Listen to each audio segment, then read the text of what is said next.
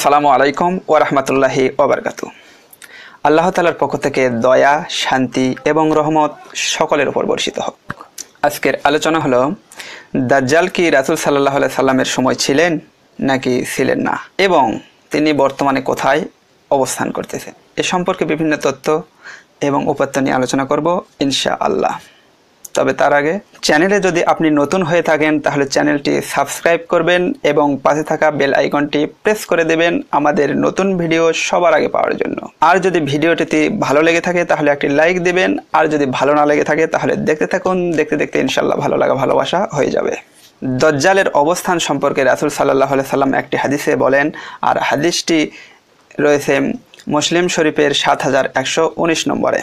আর তা হলো আবদুল্লাহ ইবনে ওয়ারিস ইবনুল আব্দুল সামদ ইবনুল আব্দুর ওয়ারিস ও হাজ্জাস ইবনু সাইর রহমতুল্লাহ আমির ইবনু সারাহেল সাবির রহমতুল্লাহ থেকে বর্ণিত। তিনি জাহাক ইবনু কায়েসের বোন ফাতেমা বিনতে কায়েস রহমতুল্লাহকে জিজ্ঞেস করলেন, যে সমস্ত মহিলাগণ প্রথমে হিজরত করেছিলেন তিনি তাদের অন্যতম। তিনি বলেন, আমি জৈনক আহ্বানকারীর আওয়াজ শুনতে পেলাম। বস্তুত তিনি রাসূল সাল্লাল্লাহু আলাইহি ওয়াসাল্লাম কর্তৃক নির্ধারিত আহ্বানকারী ছিলেন। তিনি এ মর্মে আহ্বান করেছিলেন যে সালাতের উদ্দেশ্যে তোমরা একত্রিত হয়ে যাও।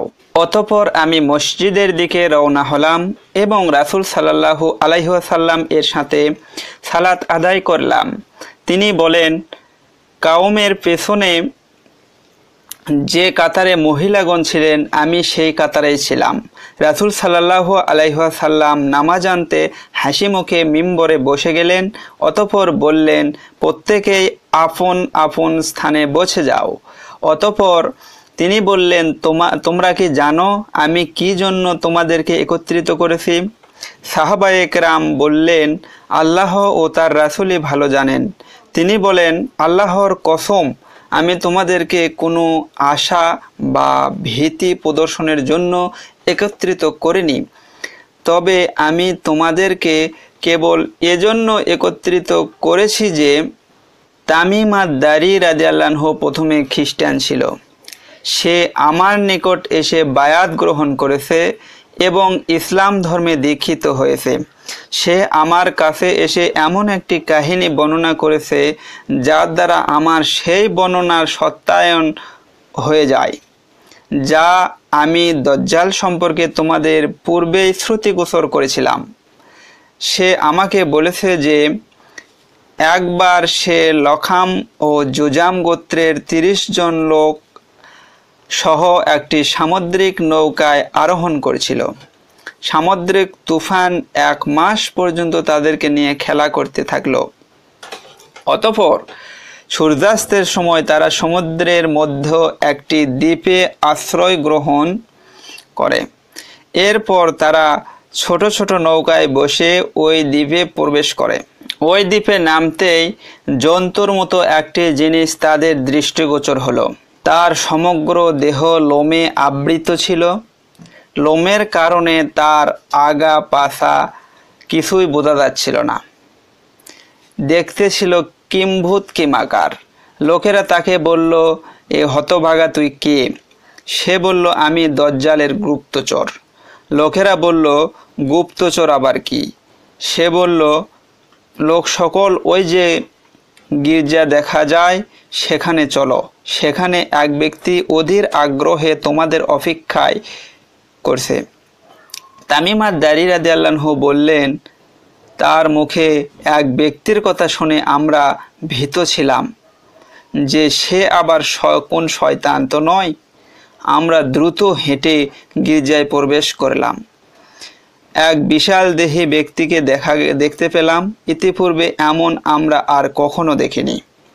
লোহার শেকলে বাঁধা অবস্থায় 2 হায়ের মধ্যে দিয়ে তার উভয় হাত ঘাড়ের সাথে মিলানো। আমরা তাকে বললাম, তোর সর্বনাশ হোক, তুই কে? সে বলল, তোমরা আমার সন্ধান কিছু না কিছু পেয়েই গেছো। এখন তোমরা বলো তোমাদের পরিচয় কি?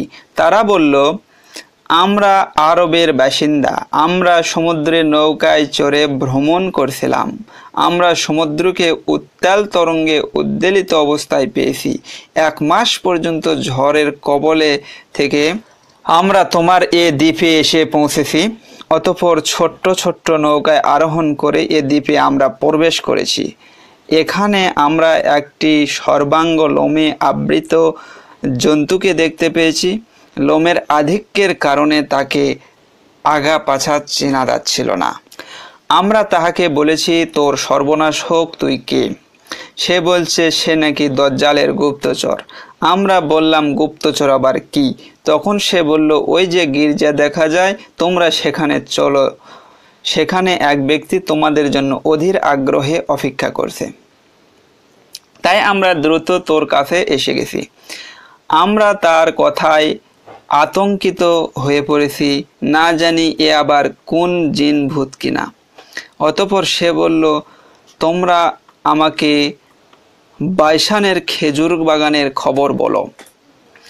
আমরা বললাম, এর কোনো জিনিসটি সম্পর্কে তুই সংবাদ জানতে চাচ্ছিস? সে বলল, বাইসানের খেজুর বাগানের ফল আছে কিনা এ সম্পর্কে আমি তোমাদেরকে জিজ্ঞেস করছি। তাকে আমরা বললাম, হ্যাঁ আছে। সে বলল, সেদিন নিকটেই যেদিন এগুলোতে ফল ধরবে না। অতঃপর সে বলল, আচ্ছা, তিব্রিয়া সমুদ্র সম্পর্কে আমাকে অবগত করো।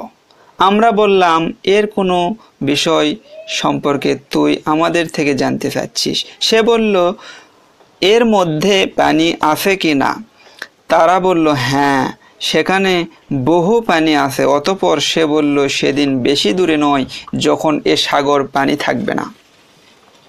সে আবার বলল, জুগারের ঝর্ণা সম্পর্কে তোমরা আমাকে অবহিত করো। তারা বলল, তুই এর কি সম্পর্কে আমাদের জিজ্ঞেস করতেছিস? সে বলল, এ ঝর্ণাতে পানি আছে কি না এবং এর জনপদের লোকেরা তাদের ক্ষেত্রে এ ঝর্ণার পানি দেয় কি? আমরা বললাম, হ্যাঁ, এতে বহু পানি আছে এবং এ জনপদের লোকেরা এ পানি দ্বারাই তাদের ক্ষেত সিক্ত করে। সে পুনরায় বলল, তোমরা আমাকে উম্মতেদের নবী সাল্লাল্লাহু আলাইহি ওয়াসাল্লাম সম্পর্কে সংবাদ দাও। সে এখন কি করছে? তারা বলল, তিনি মক্কা থেকে হিজরত করে মদিনায় চলে এসেছেন। সে জিজ্ঞেস করল, আরবের লোকেরা তার সাথে যুদ্ধ করছে কি? আমরা বললাম, হ্যাঁ করেছে। সে বলল, সে তাদের সাথে কীরূপ আচরণ করেছে? আমরা তাকে সংবাদ দিলাম যে তিনি আরবের পার্শ্ববর্তী এলাকার জয়ী হয়েছেন এবং তারা তার বশ্যতা স্বীকার করে নিয়েছে। সে বলল, এ কি হয়েই গেছে? আমরা বললাম, হ্যাঁ। সে বলল, বশ্যতা স্বীকার করে ন্যায় জনগণের জন্য মঙ্গলজনক ছিল। এখন আমি নিজের সম্পর্কে তোমাদেরকে বলছি। আমি মাসিহ দজ্জাল। অতি সত্বর আমি এখান থেকে বাহিরে যাবার অনুমতি পেয়ে যাব। বাহিরে যে আমি সমগ্র পৃথিবী প্রদক্ষিণ করব 40 দিনের ভেতরে। এমন কোনো জনপদ থাকবে না যেখানে আমি প্রবেশ না করব।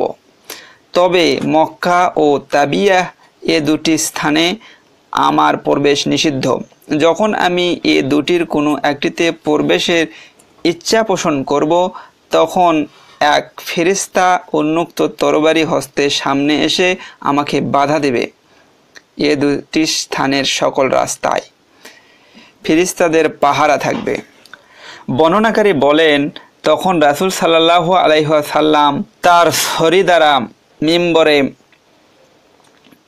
আঘাত করে বললেন, এই হচ্ছে তাইয়্যিবা, এই হচ্ছে তাইয়্যিবা, এই হচ্ছে তাইয়্যিবা। অর্থাৎ তাইয়্যিবা অর্থ এই মদিনায় সাবধান। আমি কি এ কথাটি ইতিপূর্বে তোমাদেরকে বলিনি? তখন লোকেরা বলল, আপনি বলেছেন। রাসুল সাল্লাল্লাহু আলাইহি ওয়াসাল্লাম বললেন, তামিম আর দাড়ির কথাটি আমার খুব পছন্দ হয়েছে। যেহেতু তা সামঞ্জস্যপূর্ণ আমার ওই বর্ণনা যা আমি তোমাদেরকে দাজ্জাল, মদিনা ও মক্কা সম্পর্কে ইতিপূর্বে বলেছি। তিনি আরও বলেন, সিরিয়া সাগরে অথবা ইয়ামান সাগরে বরং পূর্ব দিকে রয়েছে, সে রয়েছে পূর্ব দিকে। এ সময় তিনি স্বীয় হস্ত দ্বারা পূর্ব দিকে ইশারা করলেন এবং বর্ণনাকারী ফাতিমা বিনতে কায়েস রহমতুল্লাহ বলেন, এই হাদিসটি আমি রাসূল সাল্লাল্লাহু আলাইহি সাল্লাম থেকে শুনে মুখস্থ করেছি। তো এতে বোঝা যায় যে রাসূল সাল্লাল্লাহু আলাইহি সাল্লাম এর সময়েও দাজ্জাল ছিলেন এবং তিনি কোনো একটি সমুদ্রের মধ্যে, একটি দ্বীপের মধ্যে শিকল দ্বারা বাঁধা অবস্থায় ছিলেন। তো আজকের মতো এ পর্যন্তই। আবার দেখা হবে অন্য কোনো সময়, অন্য কোনো এপিসোডে। সে পর্যন্ত সবাই ভালো থাকুন, সুস্থ থাকুন, নিরাপদ থাকুন। আল্লাহ হাফিজ।